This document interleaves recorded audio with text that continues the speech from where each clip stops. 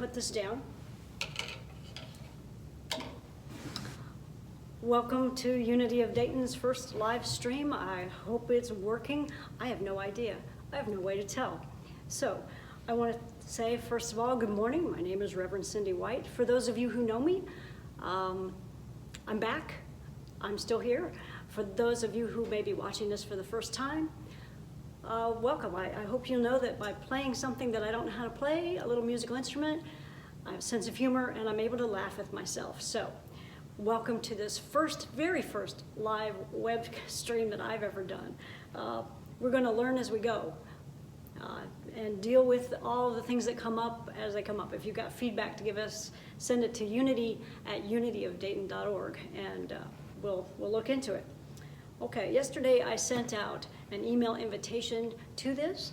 I don't know if it's the right link or not. Had some problems just before I went live, so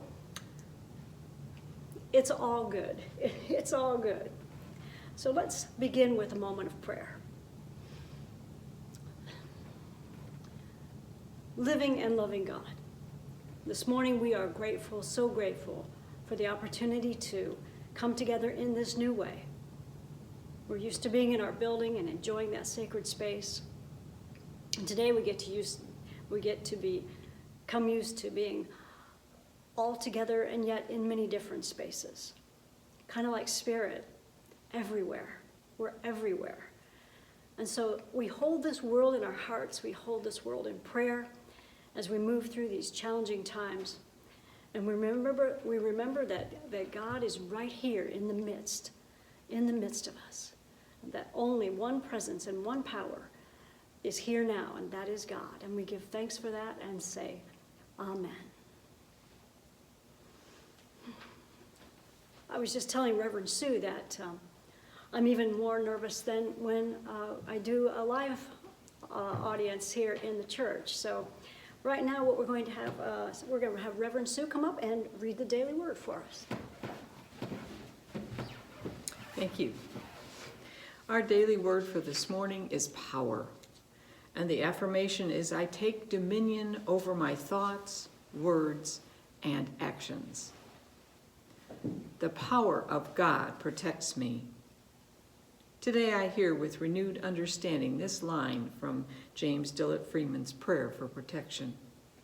In a growing awareness of oneness with my source, I realize that the power of God works through me and as me, rather than simply in me or for me. I embody divine power by choosing words that affirm the truth that I am a spiritual being as I navigate the valleys and peaks of my human experience. By expressing my power, I am claiming dominion over my words and thoughts. I affirm statements of truth while releasing negative thoughts and ideas.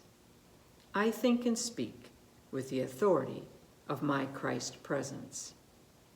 And from 2 Timothy, the first book, the 7th verse, for God did not give us a spirit of cowardice, but rather a spirit of power and of love and of self-discipline. Today's word, power. Thank you, Reverend Sue. That was a very appropriate word for today, I think. We'll try to remember that as we're moving through this broadcast.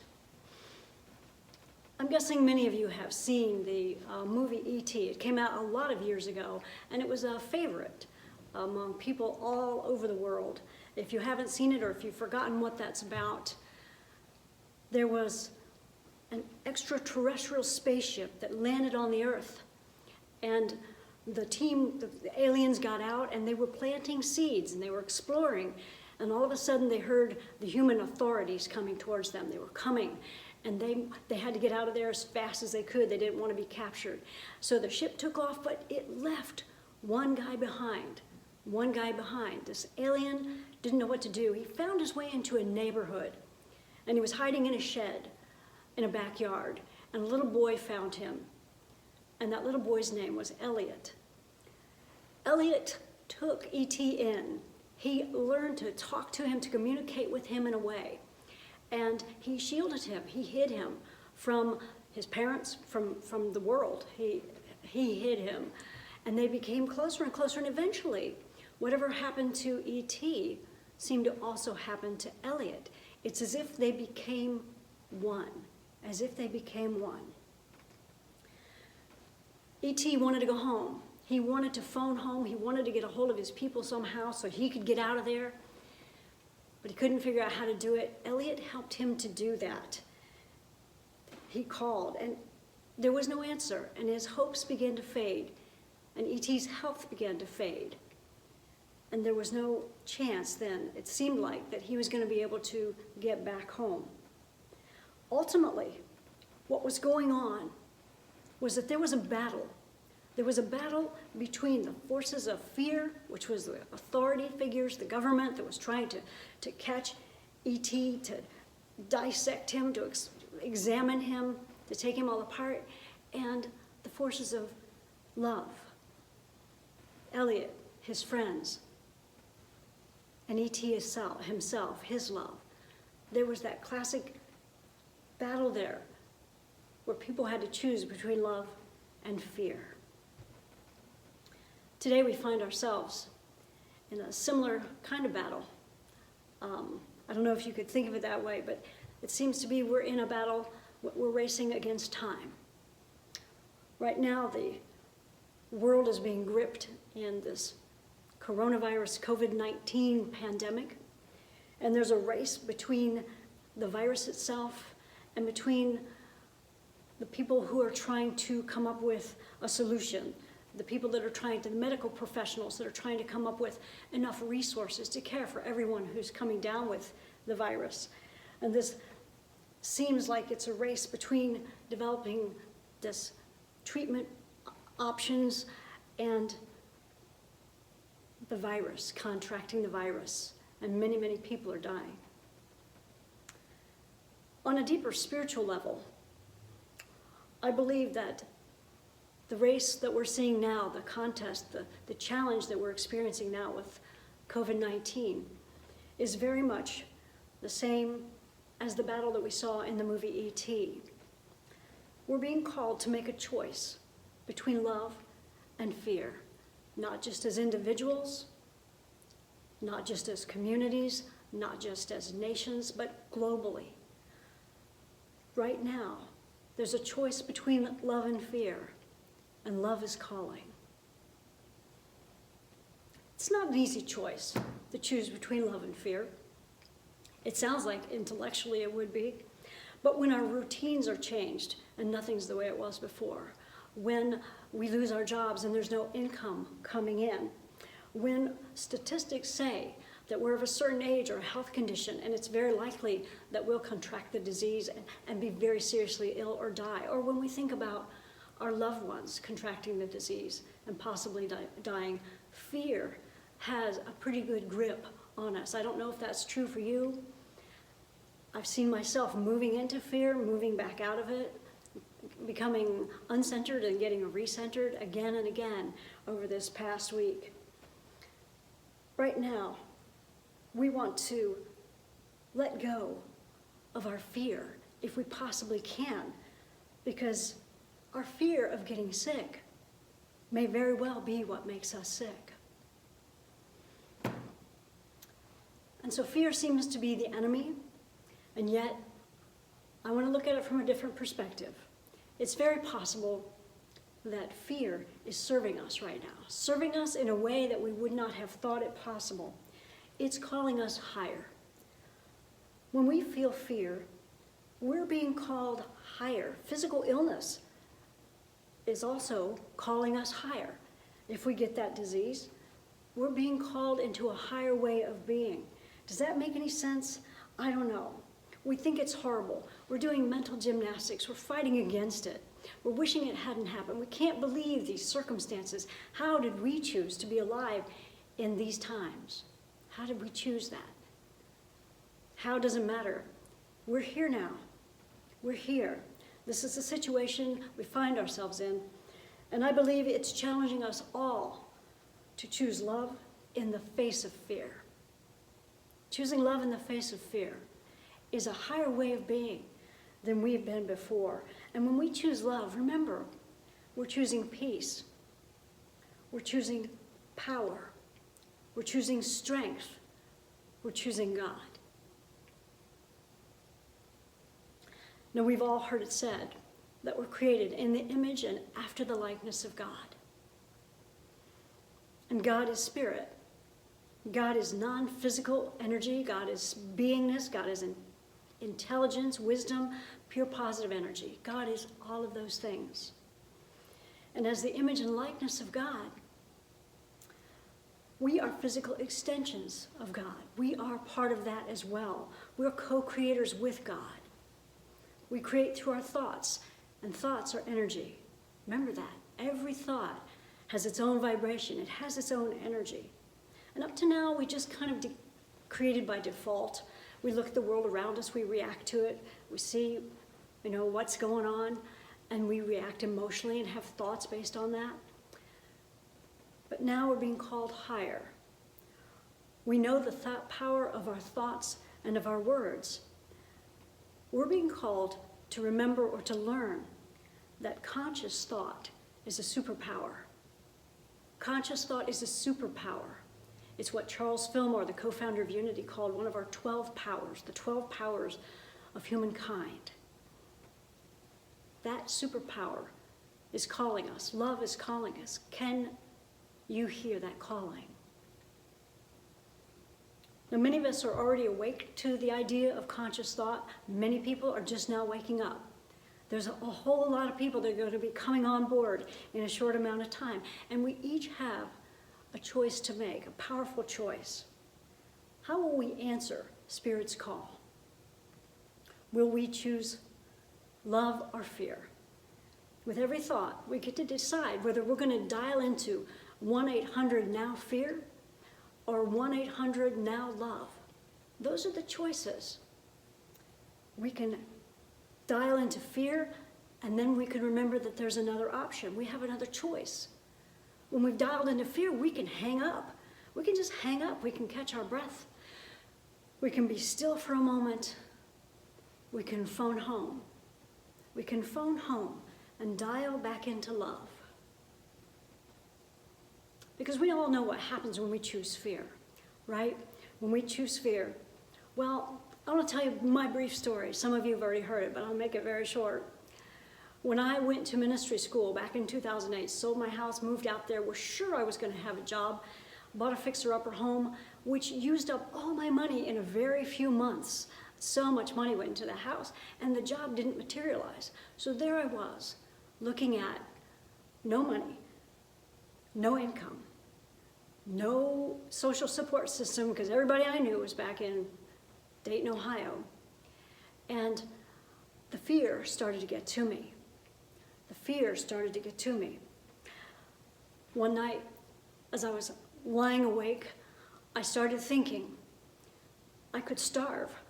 I don't even have the money to get back home. What am I going to do?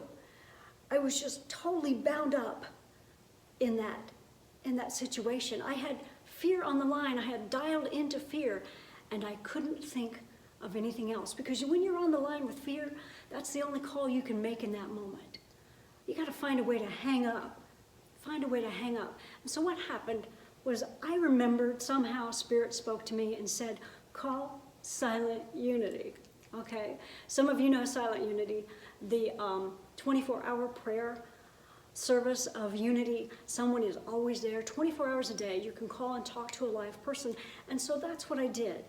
I called in and I talked to a live person. That phone number is 1-800-NOW-PRAY. 1-800-NOW-PRAY. And so I did that. And after I'd called Silent Unity and that blessed being had prayed with me for a few moments, I was able to hang up on fear. I was able to dial back into at least some semblance of normalcy, and I went back to sleep. And you know, things don't look so scary in the light of day. Sometimes they're scariest in the middle of the night. Charles Fillmore, the co-founder of Unity, stated this affirmation: "My doubts and fears are dissolved and dissipated. In confidence and peace, I rest in God's unchangeable law. My fears, doubts and fears are dissolved and dissipated. In confidence and peace, I rest in God's unchangeable law. And we can each do that. We can each dial in to peace, to love, and remember that God's unchangeable law always supports us in doing that. So what happens when we decide to choose love? Can we imagine what that might look like? Instead of thinking about all of the bad things that could happen, we get to think about all of the good things that we can do during this time of uncertainty. Because right now we can't meet in the building for our Sunday services, and that's okay. We can choose love by taking care of each other at a distance. Some people really want to help out. They've asked me how they can help. Some people really could use some help right now. And so we can connect those people up. Choosing love means connecting with each other, checking on each other, talking to each other, FaceTiming each other, however we do that with our technology nowadays. Taking care of each other. Not everyone has the internet. Not everybody has email. But most of us have a phone. And so we can call each other. We can speak with each other on the phone just for a few moments. It might just be calling someone and saying the prayer for protection with them. How powerful would that be? Another offering of encouragement would be to just hold each other in prayer. We don't always even have to say words to each other. Sometimes we can just hold each other in prayer, and that's all it takes. And I certainly suggest that right now. Affirm that we are all here together, that we are all one, that we are all one with God, and that God is greater than this, and that love is transforming this now. I heard a story the other morning about in Iran, the whole country was in lockdown, and a woman was living with her mother, and the phone rang. Mom picked it up, and it was the wrong number. But instead of hanging up, the mom talked to this woman, and she found out how much they had in common, even though they were perfect strangers. And they talked on the phone for an hour.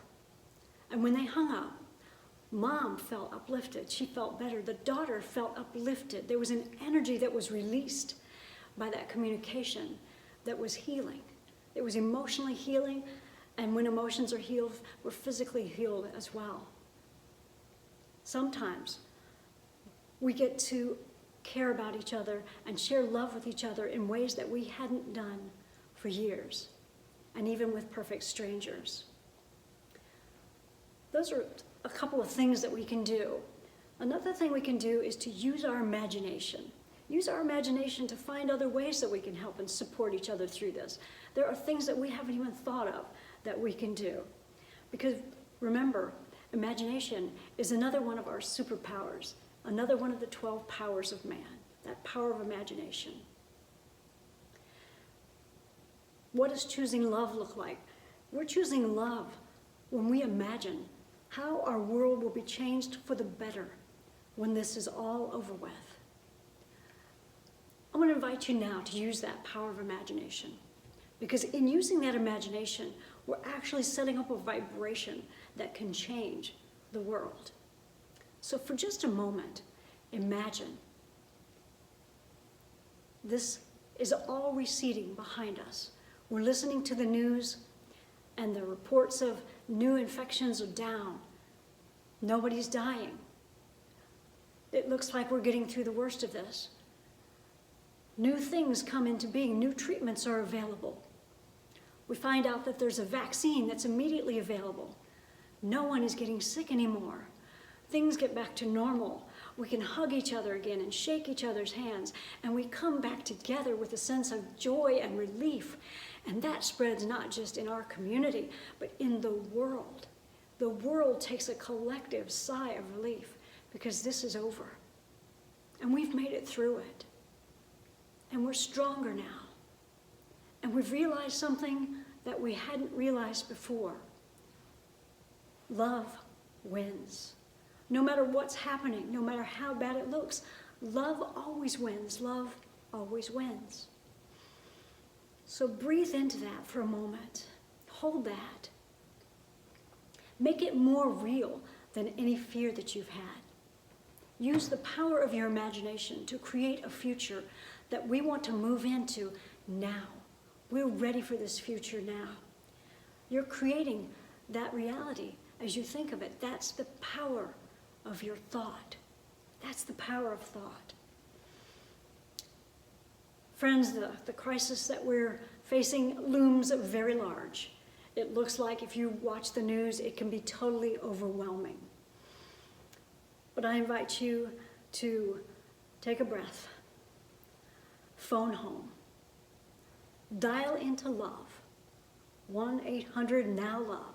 And if you can't make that connection, take a moment, say the prayer for protection, center yourself, call Silent Unity, 1-800-NOW-PRAY, and that prayer associate, that live human being who has a powerful prayer consciousness, will pray with you, help you to hang up on fear, and then you can dial back into love. And then find a way to share that love, because human beings are hardwired to help each other. We're hardwired for love. We need to put energy right now into strengthening our sense of connection with each other. And we can do it. We can do it. There are many different ways. We can all minister to one another. We can all minister to one another. Every one of us can offer love to another. As we do this, as we hold to the truth that we know, and we stand true in our faith, we will be transformed individually, and we will transform the world. Elliot and his friends were fearless. They stole a van to help E.T. escape. I think they crashed the van. Then they jumped out on their bicycles, and then there was this magic as they were flying through the sky, getting back to the place where E.T.'s family was coming to pick him up. And they got there, and they got him off of this planet. And the love that existed between Elliot and E.T. was everlasting. It was more powerful than any fear could ever be. Love wins. Love will always win. Right now, I honestly believe that this pandemic is calling us higher. It's calling us on a global level to connect. We were getting more and more separated as we were getting into politics and nations and all of that. But now we are physically separated, but we're coming closer and closer spiritually, emotionally, and mentally. And so when this time is through, when we've come together, when we know that we're all interconnected on this planet and connected with the planet, it's all one living organism, humankind will have changed. It will have changed for good. That's the way we're going.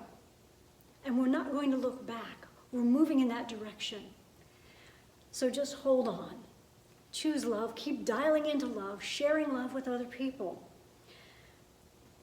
We're about to learn that when we hang up on fear and negativity and we dial into love, there is going to be enough energy released in all of our interactions, all of our connections. There is going to be enough energy released that it will heal the planet.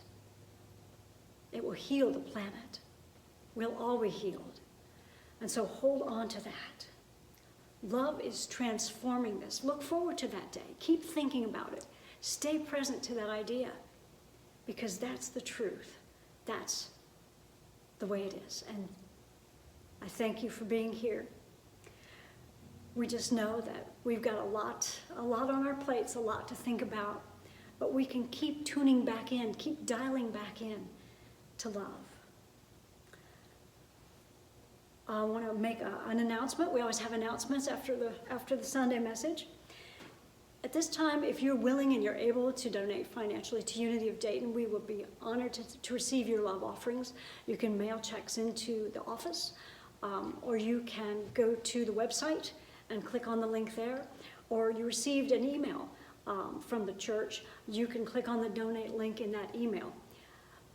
whatever you choose to donate, we thank you and we bless you for it. We know that God is our source, and we're moving through this with a prosperity consciousness, so we're not worried about money. We're just still in a position of gratefully receiving, so thank you for that.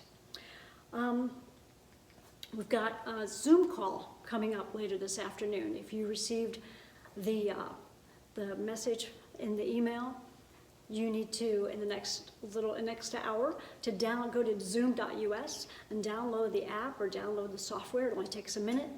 And then click on that link in the email. And, 99 of my best friends and I are going to try and get together and have an online conversation. If you're using a computer, you'll actually be able to see each other. There's more information about that in the email. So for now, I just want to thank you all and bless you all. This is not the easiest of time, and yet we signed up for it. We said yes to it. And I am here. Reverend Sue is here. We'll be holding you all in prayer. The prayer team is holding you in prayer.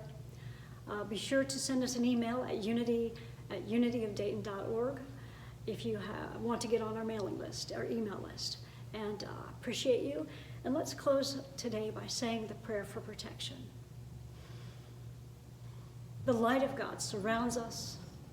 The love of God enfolds us. The power of God protects us. And the presence of God watches over us. Wherever we are, God is. And all is well. Thank you, and God bless you, my friends. Namaste.